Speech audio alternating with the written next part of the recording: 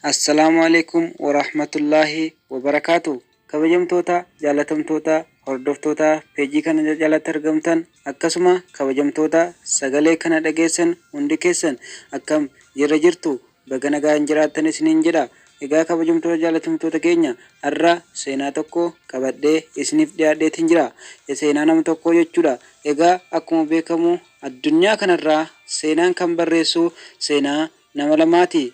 Tokkoon kan khayriin isaa addunyaarra wal geessu, tokkoon kan sharriin isaa addunyaa balleesse. Kana keessaa kan nama gaariin isiniif odeesse.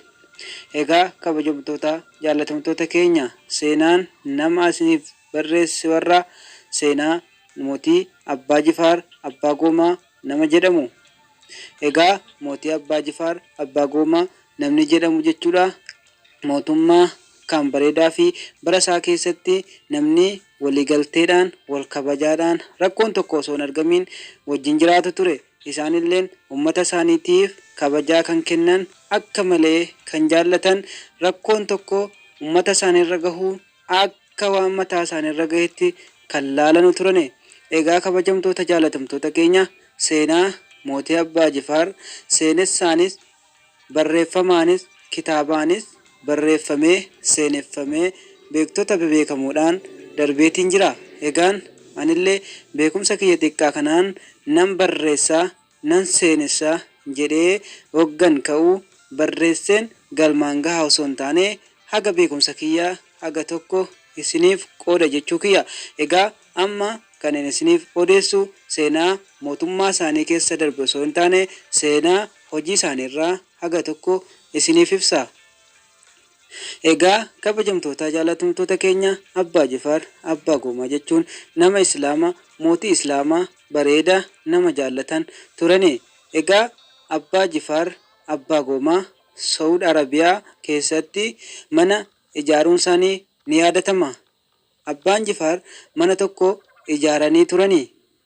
Babal'ina lafa masjiidaatiif diigamus jijjiirama kanaa mootummaa Saudiitiin fooqiin tokko yookaan gamoon tokko kenname.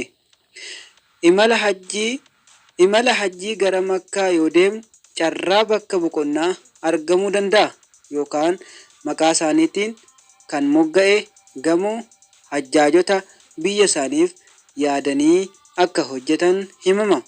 Abbaan Jifaar gamoo kana akkamitti ijaarane? Seenaansaa akkana. Abbaan Jifaar ofii isaaniitii hajjii hin goone, kanaafis sababni adda addaa kennameera. Garuu waggaa waggaan nama 7 hajjaasisu turan. Gamoo kana kan hojjechiisuuf yaaduu kan eegalan ilmi Abbaa Jifaar hajjii godhanii erga deebi'anii booda Abbaan Jifaar waa'ee hajjii akkam ture jedhanii ilma isaanii gaafatani.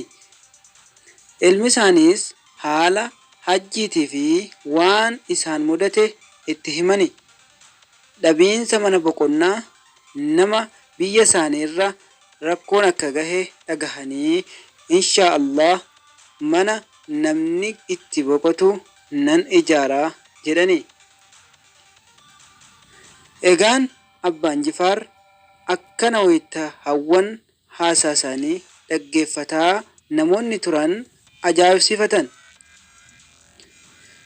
Deemsa waggaa waan ta'uu Makkaaf Madiinatti mana ijaara jechuu isaanii akka hin danda'amne beekanii dinqisiifatanii. Egaa mootiin Abbaa Jifaar garuu humna Rabbiitiin nan hojjedhaa jedhani. Mootiin Abbaa Jifaar birrii mana ittiin ijaarsisan waggaa 3 guutuu walitti qabani. Kana booda nama deemee hojjetu nama 12 filatani. Nama 12 erga filatanii booda imala isaanii itti fufanii Saudi Arabiyaa gahanii Makkaaf Madiinatti lafa bitanii. Makkatti kaabaa cinaatti boqonnaa muslimootaa ijaarsisan.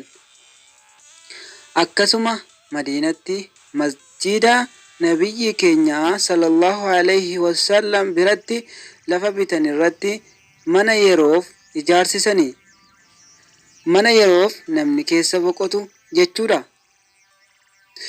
Egaan kabajamtoota jaalatamtoota keenya lafa abbaan taayitaa mootummaa waan barbaadanuuf osoo hin milkaa'in hafe kan isaan Madiinatti ijaarsisuuf hawwanii lafa bitanii. Makkatti gamoon yookaan fooqiin ijaaramee birrii martireez 75,000 yoo ta'u akka lakkoofsa warra Awurooppaanotaa naannoo bara 19 duwwaati. Gochi abbaan Jifaar hojjetan kun mootiin abbaa Jifaar hojjetan kun muslimootaaf baay'ee nama yaadu nama cinqamu ta'uu isaanii mul'isa. Egaa kabajamtoota jaalatamtoota keenya seenaan abbaa Jifaar har'aaf qabadhee isiniif dhiyaadhe kana jechuudha. Yeroo biraatiin seenaa isaanii haalaan qopheessinee haga walitti deebinutti nagaan nu turaan kabajaan isin affeerra.